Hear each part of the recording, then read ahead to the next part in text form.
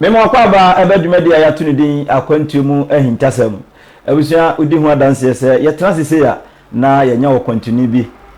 bebisa no ekwan ya befa so ebetu kwan na mpo se ye wo ho a nhyehyɛ bɛn na ese ye ekwan bɛn ni betimi afa so a ebetimi atena kwantum ama bibia aye nkoso ene medehye mesofo me reverend me prophet papa ni din ankasa de Reverend Albert Afriye Echampon me bodin me gidie se enkane titibire masofo a ombagye asofodie ejina mu ye adwuma pa ma Ghana no me yesho se wakai no na zesi amino ka se de na sole ewo London Ireland Christian Life Center Christian Life Center your boy life pa your Abluchire South London yes Prophet emo akwaba nua me gidi se bibia boko Awurade adom de Awurade ase so bibia ekoso de Awurade adom pa de Nyankopon asese bibia ekoso ene ye bedi nkomo pa kwan afa so a ofiri ha na ukotana Abluchire niema ekoso Abluchire nyina ne ye be ma atiefo anasa ahwefo ahu na edika no ye musaw na untu kwan a wo Ghana no megidi ye se na asofu juma na wo ye na etesai oh na ye mi wie Bible school Shemsofo 92 okay you know our Church of God okay Bible school and I'm call me na Sofo kesi bi say Reverend Harold Wilson our fire chapel so for you tie me a me chia ene asofo mpanyifo bebre Ghana ha sofo atare du mo ne ade that time asofo Douglas yem papa Reverend Douglas Frempong okay ene mpanyifo sofo la Maranatha me no mo nyina asofo mpanyifo anante me sofo asante ne kote Maranatha wo Teshinungwa oh okay enti mi wie Bible school no me ne Baptist for be ye adwuma Ghana Baptist Convention enti minister for medical me ko sepase Glory Baptist me ko rade na me so me isi aso da oh okay na the same time sometimes scripture union for ye adwuma enti na me associate staff na papa no you difu a enam no so ma scripture union Reverend SAS Watson and so for panyini Anson na headmistress wa yasamtoa enti those time no na you for more programs the conventions ni ade na radio adom yetimi invite through that akura na remember say tamba na sofo kwa onimsen I'm telling the three more okay Pentecost omuye district program I was the main speaker so that let me talk na mo be 18 years wow bonki ba Ghana na me interpreter hey yes one about no it was stadium no bonki ba Ghana yes stadium no na me interpreter o prayer tower enti asofudie ni dem say na radio adom so ne ade emuwa na ye Awurade bi kwan ma me call Bible school e London ye beba ho sofo yenhwe Ghana ha sofo din a wabobo dodo na den no de be ka se sofo nie ana se reverend nie sofo chambo dodo na de obehwe bi atimidi ha onime okay de obehwe bi atimidi a onime obi se sofo Joshua apai life madamfo those time tamana apai jinemu pa no baso club mbe program no mbe program ema no wo Temple Assembly Hall Anglican Hall any idea sofo Joshua tamo ka akoko no say around 1999 mene sofo a wonye baby ko apreku ene bistra so ne ade enti empanyufo no de me ba ye kura na say sofo apai edi birthday me na oyese metna ne nche okay enti asofo empanyufo na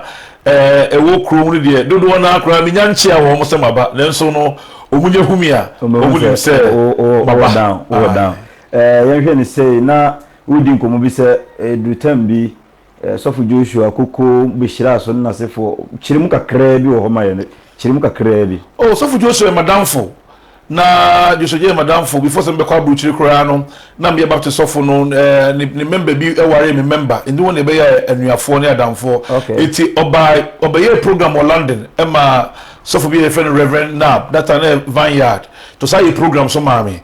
eti program na chi na mkase wo me Ghana eti e no so me Ghana na baba besra no that time ne say na wato Benz bi na yes That's right. Therefore, it's because Munana me ba no the ba call round the idea like you say. It's me go preach you home.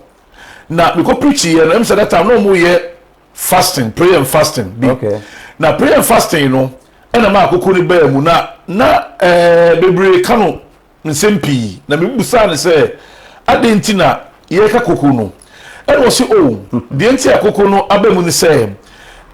omo fasting no mu break here. Dodo na no breaking na omo di break fasting no mu hu kwan omo be break. Ebi wo no okodi fufu obi wo no okodi aduane bi omo wie na problem asaba. Enti oye say eni ebi break fasting no wa sorry. Okay. Enti beginning no oka say obia fa le obenyamra. Enti obi oba no le eburaba no bi le sichira ba no bi le mokaba obi wo fa hwe ba enso de paint konku no abefie no de kọ na okoso so a ekosa yare because pa ya gbo aguso no. Okay. Eto ya no se da bi wo mo beji koko no koro dodo no entie bi na so wo break fasting na se wo koto koko a obeto eti sika na wo beto koko no eni se dodo no entie dia first ka mo nya first ka namra mi ni koko na ye mo mpa ye guso na koko no kosa yare na enya adwuma sa na eze koko no na nya akwankyere but otena ase hu se se be wo mmiriki na onkonko di fufuo no ne sa na ma no onum koko na beboa but na mpa ya na mo bogusu nti no na esaya de ya wonwasem yare na sa ne man be ya kwankyere no okay yare na esa wo mu no ene man be ya kwankyere fi se na dodo wona de internet do na beji koko ni se sa be rekwa se so obi ya na wonu ya da hospital am se na ayi wo yare okodi koko no ema ne hoto no obi na kompo abono okodi koko no ema ne milimu sane ye eti ema kumasefo gitwi uko program na se obi a mekaipa obi a ha ento ya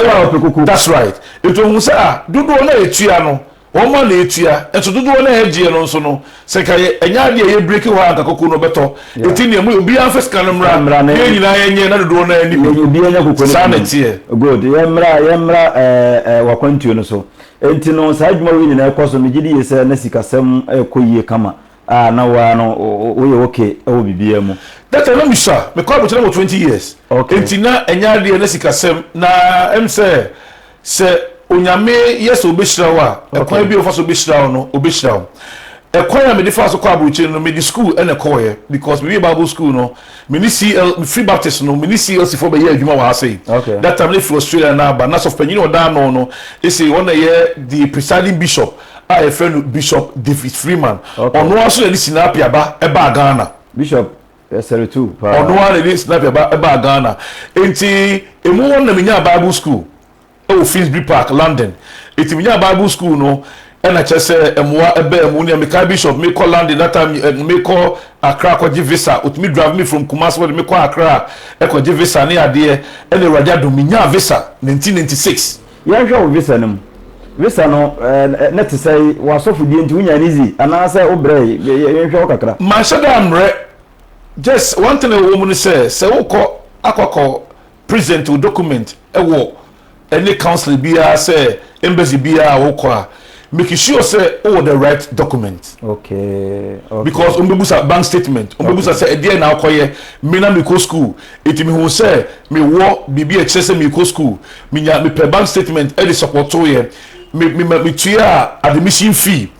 me call be course na me koye me sensa ase e wo me form no so nti oni hu se me hwose de na me nti me de kire no me ye bibia mo hu se school na me ko na mo hu so se me ye so for ha me dika wie Bible school ni bi na me ko to aso na me wie Bible school no 92 no me ye adwuma 4 years e wo ha till 96 okay eti me before no me diploma in theology be we say akoye degree in Christian ministries eto mu hu so okay medical ye bi me ye no ma ye adwuma kakra enye step no mu hia be ye na on so mu hu say ko okwa onkoye birthday makuru no o bibi potia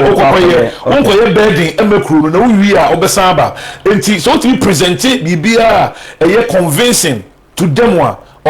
omo fe bibi say misleading. They don't want to be misled. Okay. All what they want, they say, and no man now they go on accurate. Yes, see, we saw a question what embassy now your hostel be titi within who I who's and throne of it. Of course, you know, they've been programmed. On say, oh no, you know, as an interview and as an immigration officer, they've been programmed. It will not say, you know, no question or when okay. Any idea? Yeah, so almost a nipi chatura. oso mu hunu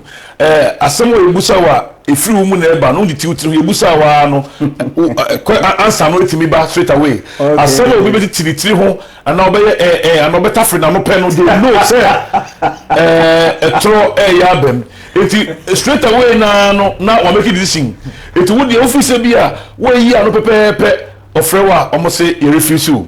enti sanu mani nyina no is very very important say wo call no mo a I was so prepare because there's a saying say if you fail to prepare you prepare to fail na say busianfo say utu kwan a wonsem no say baba ene no awe ne baba say say de okoye exams baba na ibusa na ye ena upepa no beba no na je say ene ma nkoyie moni na ho enti reverend ne hwe say wonsa kan visa de a odi betuo preparation be na wo ye me be fie no mu no me share say me mo bia mane maybe until the very day me call am catch papa ne ma me they were very na say I was secret go mu na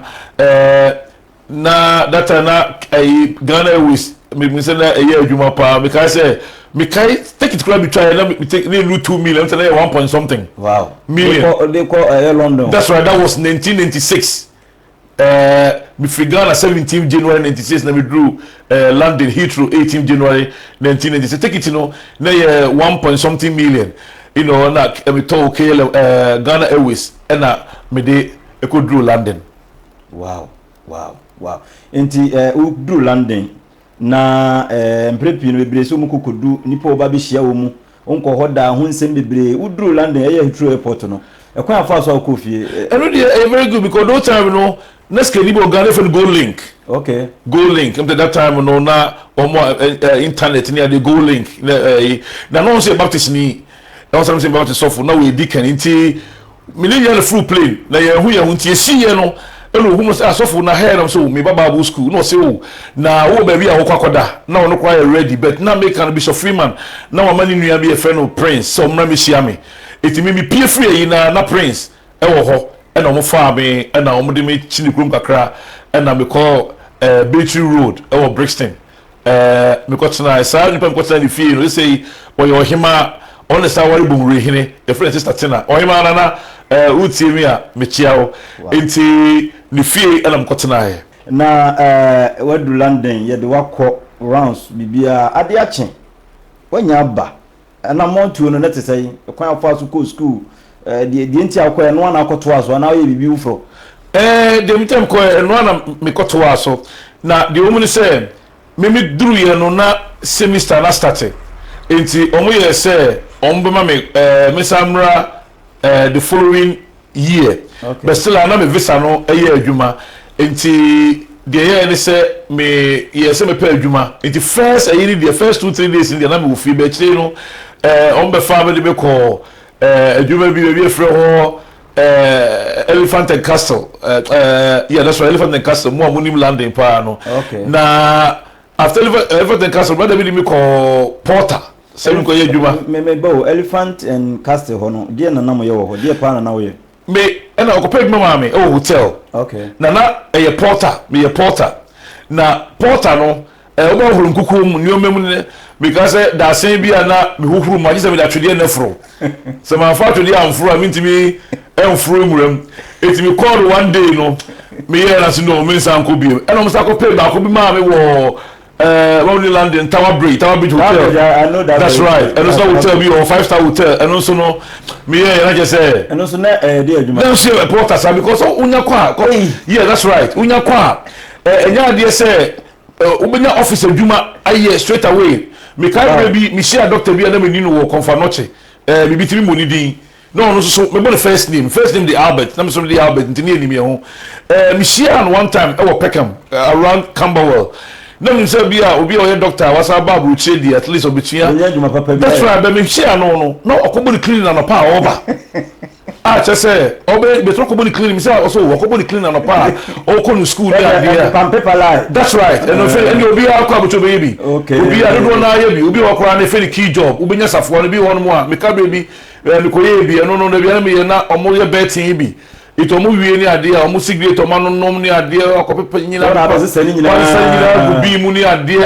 aye because baby say kura say me ko ye adwuma bi Emma so panyini on mam ko twitwi disable for toilet men dey ko kutu go gum go to you be pass nyina enta go chemu nsem no de every abusafo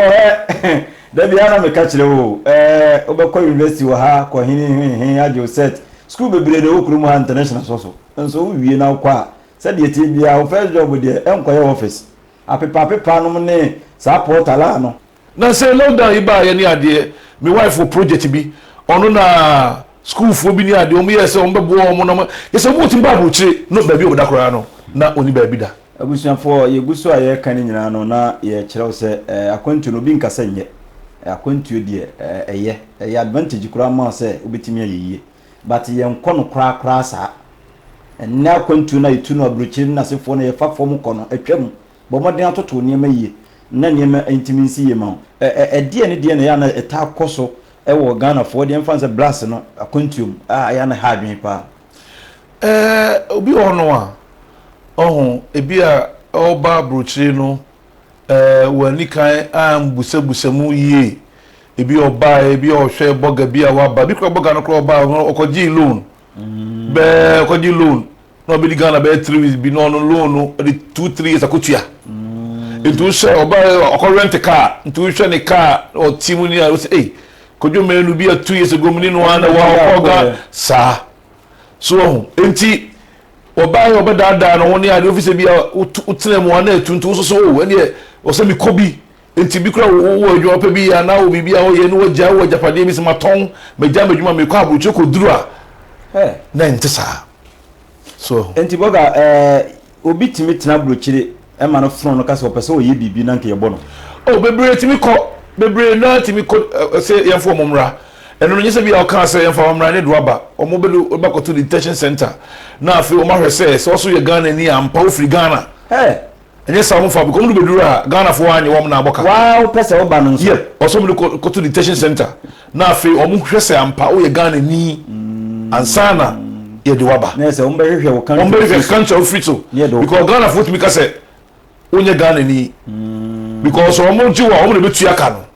as a kana ban na bodo that's right intino kana ban na bebo Ghana e bebo kano it is sometimes no sometimes ye bowa so negotiation e bi a Ghana ban no any country corona elu free bana ban no o mo negotiate it is kano ya chafa because we ba no we plane ticket any ade ni nyina no wow and also ho but sometimes if we be voluntary deportation eno kire se wa otimi ko bi wono ni krata na afi bi on nam kromos mi ye no kwa sometimes ti mauska kakra bi a pe kakra bi a 2000 and 5000 bi as pounds and euros ne pound ne bi se cho ticket yes okay fa na okwa okoko ball bra kakra eno de chew ye de maw eno de maw wow aha eno de maw eno voluntary be se omo ade wo bade ya eno no wunya hwe wow na ya na yetete enkomo bi se obi okra no aba bi wo ho wutimi ko didi free wonam ho na se woni adwuma ya ebi wo ho sa ye ebi wo ho ye omu mienu on se ye wo se wo krata wo ye naturalize se no woni adwuma ya ye obi be fe no job seekers any unemployment job seekers no ye se bi obi a opa adwuma ana obi o ye unemployed eno na wo to bi etia wo ka ye be sam oscar wo da ko se obenya adwuma na no so mo sa wo sentence bi ono mo a aye se NGO sa aduane wo ho eno no wutimi ko rem ene double say wo ko double na around temple bar ho ba bi omo wo ba bi sa ho eni petimi ko wura ho eni okwa ni aduane chicken ni eni obi timi ko didi kwa brane na afuno aya kese eni de bia wie bia na watofo ho oni oduruwa ni amana aduane adi eno no ya na se woni paper na se wo paper kra eno de mfa ho woni paper kra na because se bebre so ho na omakodi aduru ye wom de aduru a abuchefo no eti aduru na se eno no asala makosi ha itibi omukrata akra no enya entomu yi ya momba bi a omote hostel ito eno no bi onanam kroma na owura ho na wakona wakwakodidi enti enya omo krata nko a eniti obi atimi wura wonya wura ho pa omemo dabi wonya sa so paper we dabi oh okay wonya wura ho de wonya wura ebemo oduane adi ena ya na people we sem no so no ansa na itabusa people we pa na nam de wakoye police ntan shed them musia to say first no yes control there be bia Ghana for no Bible ka say onyamedom ahobrase for no osi ahanta for kwan nipa no Bible chira ahomaso ne adebo a Bible chi oni krata no drive it drink and drive okay be a driver with insurance baby buy kura baby kura ba me nimu wo a ye bon wo buy because of that I say bon da so ho bon ye mo de bia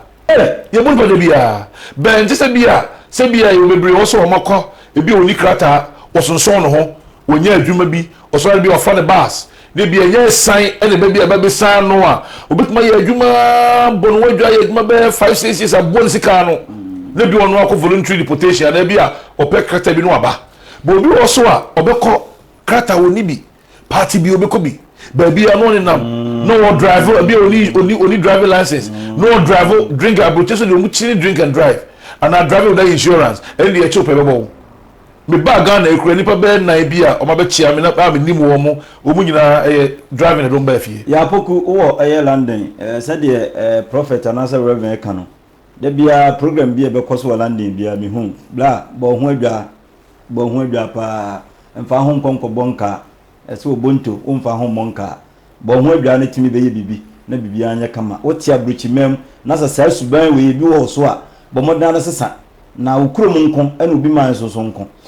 boga ya yanku yanim entino ya ka bad side te sia no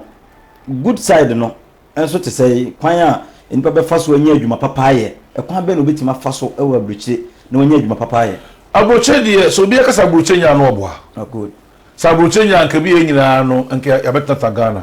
abruchi nya nkura no timfa Ghana nkompa abruchi okay nti abruchi ye timi do na ba na omuhia me ne ade a ya dem ka che do na se omunku school okay oba na onya akwanya ko school krum ho de do na omombe isi omombe di adru ni ade na akwanya wo ho no mo abetima ko school itu ko school wi a na afi no through that no betima nya adwuma papa no waye se school kura so nim na se bia pressing na wo ye valeting na wo ye cleaning kura na bia wo ye a baga aba kire me pressing nim pressing ye there pressing ye omo to nioma on sa bruchiri bi si wo na atade na hye atade na shade no man se nipa etu tia so a na ebru na heat awuram vapor no na ebru na ato na friend pressing na no emema no taaye pa so and a valeting car huru so valeting no ye car huru bonsu angasa bonsu be mo de you two types ye will be a bonsu na ye will be a me kwama ye bi da nye bonsu be me no me ye mo car shop inti cars na e dia ba na e mo no we yi rubber ni nyina free ho we rubber ni nyina free ho no wo hovem obi wo na bi o de car abaye part exchange bi a de car na nkraman ena de dem ntinkraman ehu nwi ewdemu nyina so huva na bia oja de sesim na be yem no so be obusu ba beto enteno so ne valetin no tajuma we nyina wo kan so ebi wo Ghana ha enso obi ti Ghana na kaso wonya ya na no ye di ntra well de ele wo mu se Ghana ha no eya na ye friend say sikatua no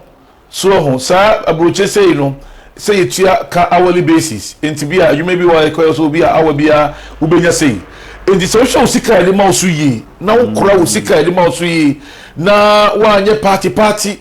wanye ba bia no ko wura bi na bo sika no a afi ba ko no wo sika ubenya no eche obi a wo ese adwuma no Ghana wow ti say security say tamana mo Bible school na me ye adwuma ma Reliance Security enti me ko adwuma nwumre na mapon anopa na me ko school bebe ready me to neye besika na me meje no wo de compare obi a we security panyini pa wo Ghana akra no onyesa because our ha enti usika beboabo ano ene ade no eno na otimi nya bi ede bo brother ache oh okay obi andoto ne niam yi na so to ne niam yi obenya adwuma paye ene na sefo yenhwe tama wo start say wo ko school no net say because school nti na akọ na adwuma ya kekan nyina de em say ebebom no cre school no bebre so ho no mo a on beje visa so mu ko school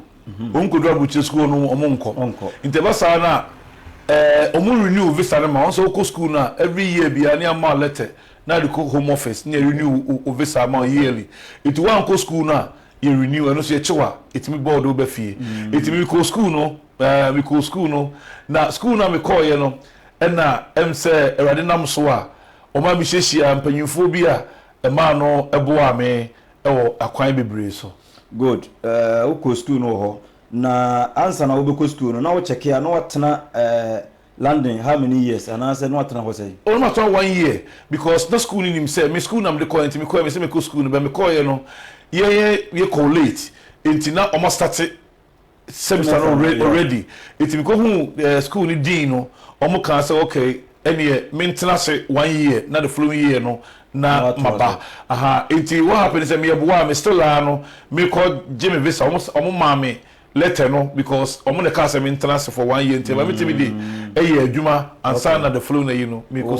school ye nim common fa school mu ho no emprempi no ya na ye dwene se tuntum ene kokko eti school dan mu no de na ya na esie emprempi obu wa se tuntum kra tene nchen na opini na wo yesei uhu bibisa not really but racism so ho once racism no ho you be sometimes say with food train do ni bo kra no tana nchen ya no sorry ni nya bi ho ba with my from bus do ni bi ho no a obi wo so a onu be di nkomo no wasere bi pa bibifo asem ti say ye kure mu akora ye we Ghana akora no obi wo no ma wo hia obi ofri tribe bi a ompenasem enti ewo ho bet nya de bi a nwa bebre bet ewo ho bet ne class ne wa brofo bibifo ebi free America ebi free other African countries school no akoyo na eye mosoro na school dabi you find CICM Center for International Christian Ministries na ya American school okay a teacher for no abrofo wom bibifo so ewom okay me say me ko school no ma ebedu time bi a me so me kirade kakra na enye school na mu ba another Bible school e Peckham okay ablu chira na London Bible school no mokwa siketua anase etesei onse de miminim ni se Christian anase nyame adwuma ne ye ba be enti no nka school no bia ma no kwan so obesua Bible no akira enka enye siketua ho na siketua ba bia sike because onse nyame adwuma so teacher for na ombeba no omubeli di be ya be fi se bia ye Bible school nti kwa bia Bible nko na osua subjects so subject ube pastoral ministry ube pastoral theology ube homiletics ube hermeneutics ube revelation ube Bible prophecy ube Torah ube so remember it is a bia okoye na Genesis to Revelation na be kan there be and na we hear teacher for me akukudam most of them no equal 2 degrees e be a doctors e be a professors omo chrew enti at least no wo so no omo the case ka beba ombedidi enti o say siketua bem okay enti course be na okoye wo school mo me degree in Christian ministries because nobody can diploma in theology that was say edada enti me degree in Christian ministries but okay the woman say Christian ministries say the diploma na but we no course kakra obey pastoral theology obey pastoral ministries obey homiletics no ye chiro akwa for to preach hermeneutics choir for to church Bible mu you say Bible no fire pe na uchiri also hu say asem we wan kan ye edi enti man no kan ye pembe enti and America me typical example to say Bible say ma enkomanuntum e wasafunim enti chasem we abe problem enti bebre say o memma kasa eno enti na we atere ho be we Bible ni mu a asema Paul kan ye no on say Paul ka brofo no say Paul say na concerning the question you ask me twi ni say fa asema mu busa me na je say omo de asem bi ko busa Paul ana Paul say na the serious sabre no on say na e man ko school na man nim bibia eto mu ko aso dem no oba bi aso ni kruko a oba jufu oba bi atini kru nchen eti so panyin ni kasa no na obusa ni kru ni say na sembe no kai no se sen e basa na disturb other people enti omu choko ma Paul say sa asem no yenya de den e na Paul say asem bubusa mi si e ba sorry dem mu a wo hwa o say mo ba sia dem mu a emanu ka omanu ntum wa asafunim na onti bibia sia okofia busaliku ba so yisu ayi bi say na oba de on say twi kasa no ye ka oba de a na say ya belete be Hebrew no a de ni hosa on say Bible no ye tro Old Testament Hebrew and New Testament train Greek and Aramaic. Okay. And sometimes no interpretation no and I the problem ba. It will be the original interpretation no DSI ni ho. Okay. Na say wo course akoye no kwan e fa so e kire nsem mu na say kwan e fa so kire Bible mu ne sa ne ma no enu ho nsem na ka na ya na Bible school me de me pese me busa wasem ketwa bi. Prophecy ne sa ne ma no so ye wo ye no so ye kire no wo ho na say. Of course, prophecy my book I believe in prophecy. I mean, this is prophecy. No, I be a problem now in the Christendom. Okay. Prophecy. You see, me say environmental prophecy. Environmental prophecy is saying, "Say me ni mo so de, na me ni mo so de adwuma mu nsem, na me de abesem kom." Good. And only environmental prophecy. Yes, yentem ho na. Yeah, idea wonim. Idea wa wonim dada. Eno nkyere se enkom se ni ho. Oh, good. Enkom se wo ho. Na enkom se kora de Paul se e ma nkoso. Okay. E ma yedie. Eti nkoso enkom se de e ba enfa hu ma. Enkom se enfa nditi mu ma. Enkom se ma nipa hompo. Enkom se ba e peje nipa free baabi dum kosi baabi. Okay. So enti enkom se wo ho. Nenso no nansem enkom se no. Good. Emu no Eden kakra. Kwan be ne fa so a o sate asori. Okay, me kodru landing no beginning no me free CLC inti me ne sofu panyi bi fe no Kwampuku wona tete sofu usu bempa e fe bishop Kwampuku so no D4 pa wona de wona ye D4 kukudam ne bi pa bishop Misali too inti through that no ena me starte afi na prophetic na ba yesu bintini ade inti me starte asori na me ye program nipa ba ya ena afi me starte asori na e fe no New Covenant Charismatic mo ana mo te Brixton no me sorry ma fo a mo hwe nyina erani stramo eti New Covenant Charismatic e be ye kese through that me sha so mpanyimfo through that kware ma me ne so panyini Archbishop Duncan Williams e sia ya na ofam se na me ye ne ba prekope me ye ne ba prekope e bi kram se around say 98 mo baby almost in issue nto e Ghana ntina that time na president also say Archbishop organizing a man on mumpa enti me can so for Archbishop frame me ini bi those are landing ni ade a asofo na yeshia kobompa e man on ni ade me ni obi se sofo Robert Ampia Kofi and the Archbishop there na oyem papa I mean we papa on my akonya ni ade sometimes oba program kura ni ade na so for the world me free form man betna ni nchen wo enti emuno na fe you invite e ma ye koko other places ekoye programs na the enti sama ba CLC no me share that you say initially no that wasn't the program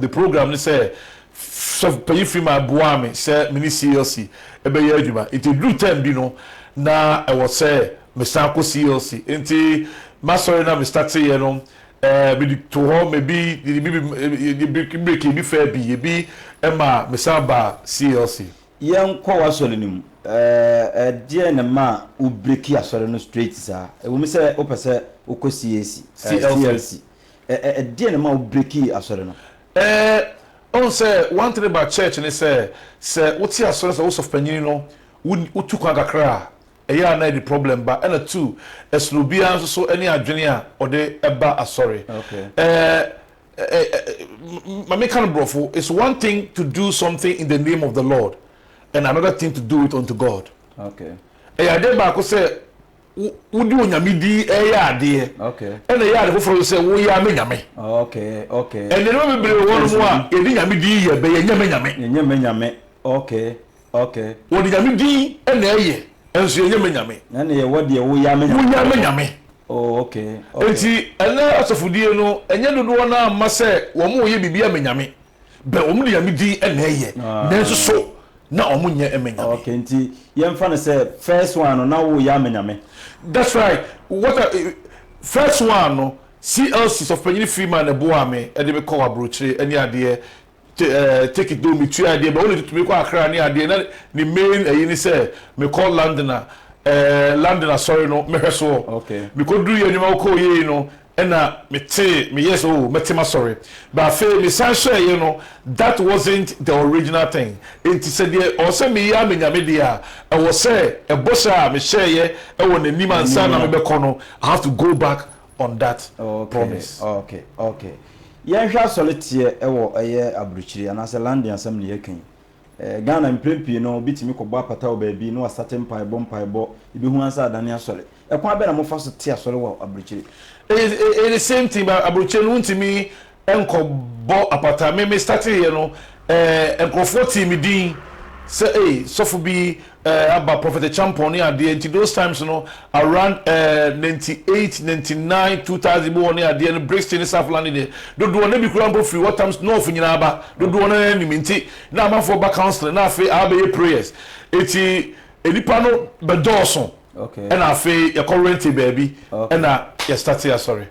Albert say Prophet Champion ba dia na wo ye pa ma manfo te wonka prophecy be na course wo London ma manfo te wonka no bi ehwe oh say that time no enipa obi timi ba wotimi pikini din be kaka nsema kan isem ni ade abompaye amanto free wo pe no ka kire obi I remember say those times say obi ba me ho na ni case bi nem say immigration case oba ya pe bi bobroni na case ni won nsem me ka so fa no e be ira ampa fa no timi ira e be ni krata ma no but one thing we mun say prophecies no eye onyame honhom ene kasafa wo mu okay eye onyame ene ye na nneoma bi ebre bi opeso ye no okay enti enye ade se ebi ade a enura me ye no ene still a metumi aye asan aha enti de wo mu se wo chan kom me nipa ne ba wo se wo ma onyame asem no enchire no timi nipa no dan kom se de bia okay people should not base Christianity only on prophecies.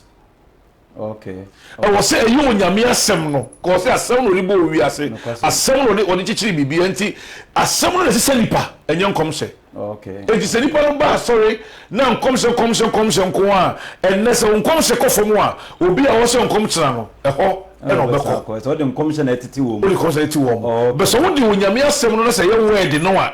if the basis is the word of God or no who say no me kura me kofia or some people nyame asem nti ono no asori a wo ba nyina no enye nkom se nti no oba asori wo ba nyina wo me hu say do nyame se nipa de bet nyame de no enye loto ana magic nti ono no asori wo ba nyina no ye onyame a wode no woto no so ene ne daache ankwamma ba bi obenya trenti na wokọ asori no be so ba hu say oh enebra no nyame be hira wo kira ana enebra me so nkom e kira sa nkom se ni bi ni hono mo a they will go around and look for another prophecy eminti na ne ama adi 7 adi 4 nsem bebre ekoso ewo London ana sa abrochi memo asofudie mprempi no Ghana hu a ye hu sofo a sofo papa ne ye kotokoto ne ye yese no abrochi memo te say Ghana dia no e different akra okay Ghana you know abrochi say the obo instruments kura ma no auto ti omo ka because those times say we start here sorry na smarting cancer ele be bomb me guitar no oti michem ono bo asori be mienu ana mi ensa so na bo de eti ebi ye na wi ebi ye na pa enti ono pon ya no no oginisika the obo drum oginisika o shafo ni ade o pe kakra wonni sa nkofo ebo mo wa asori ho land bibi obi oginisika obia because obetu ndaka obefa ayi na ba interview na ye omadwuma okay enti do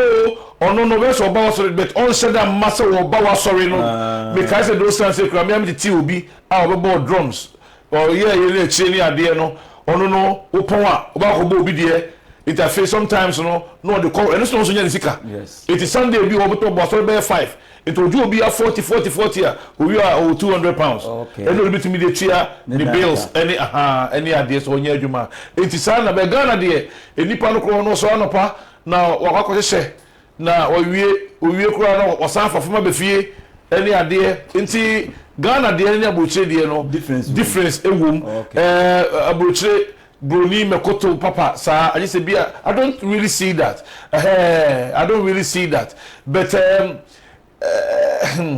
edin reverend prophet ye godin ye say otidin na wo ye ma hyew no on say esom na ye som no Ghana ha no wo de toto abruchira wo hwa etesai because wo som bi wa ha ansa na wo kɔ na wo kɔ enso a wo ye asɔre no difference wo mu no me say boy mu kakra Ghana ya me som na sesa kakra okay ye fa SU mu a edan wo ye SU fo no Ghana ya me som na sesa kakra okay let me catch you obi say wo hia Ghana osofu bia na woni no 5 years ago na wo behunu ne na so da ho ye kristonia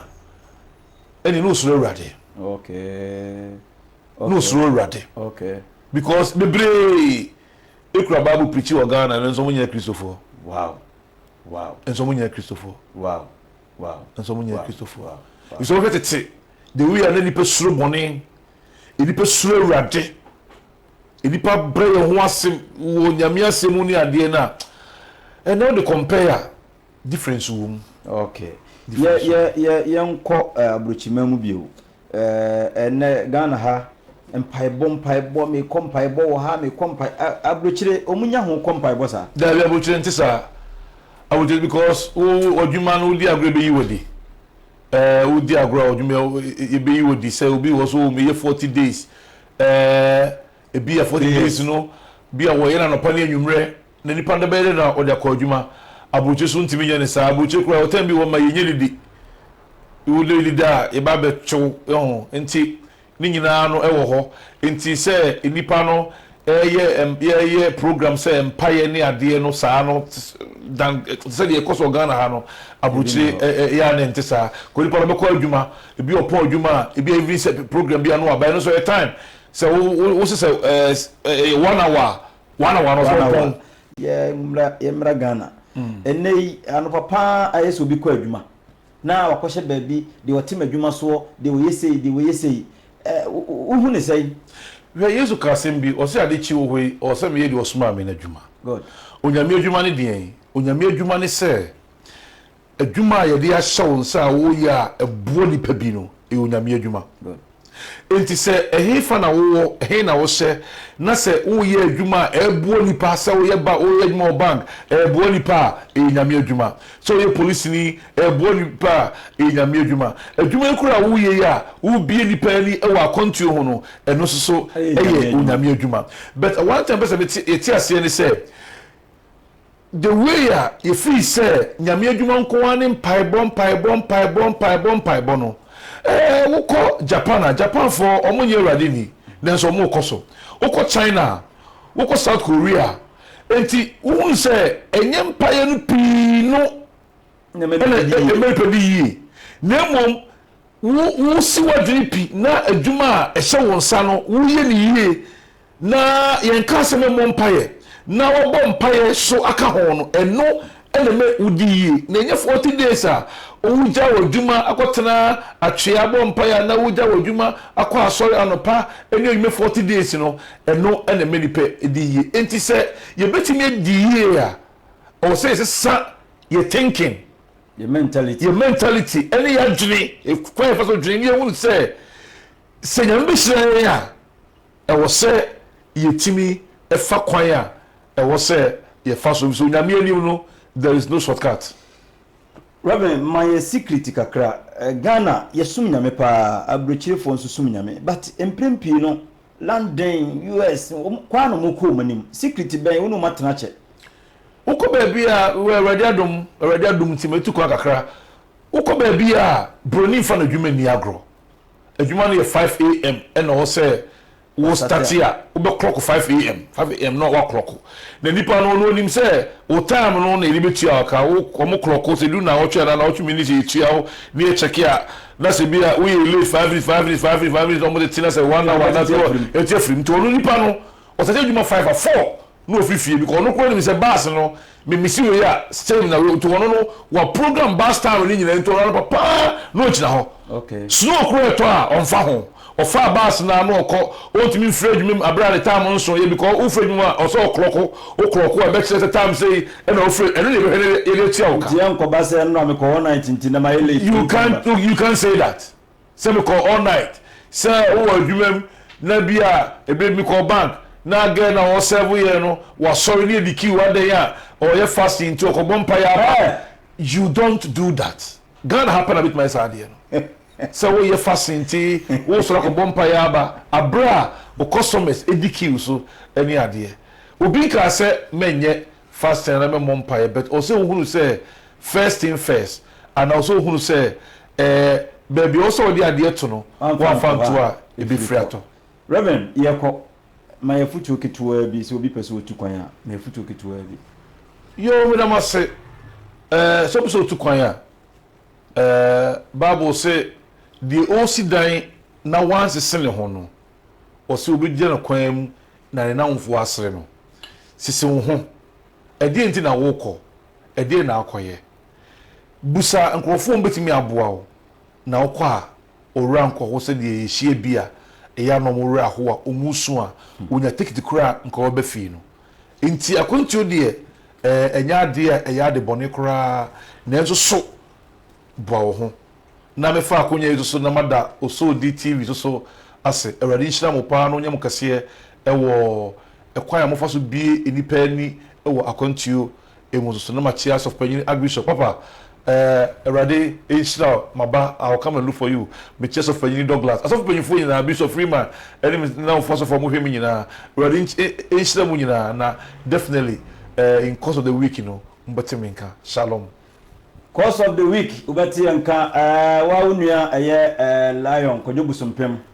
baby a wo bia no reverence wo chia pa ne oyere obasewa encha kese enkomompa menso una manage me menso asare tusa odi ni puse asira kese enkoma somia fashion designer ewo kumase ebuakwa macro opese opamta de bia ma wa ye ready ne number ene good screen so no fa ne frɛ no asra bio enkoma anim black ono so yeshu ene slippers no mpabo bia yehye bia no ablante ni nimye fa ono so number na frɛ no enchia enkoma crew no nyina titiru enkoma Eric Cranton we director ona director dwumadie ema bibia kama enchia kese enkoma agalao we editor osan cameraman enchia kese enkoma wote ebuakwa manhia Chakese enkoma nchakese enkoma me ho kani obapa Mavis nchakese enkoma secretary Mavis was Osode Ventures also nchakese enkoma dasene ye de enkoma foforo kra nkansuo enkaja ebebrew midin e de Richard Sakode obetima frame Osode body tilapia can imagine this is Osode for you akwantu mwe intasem akwantu mwe intasem wanko bia akwantu mwe intasem akwantu mwe intasem wanko bia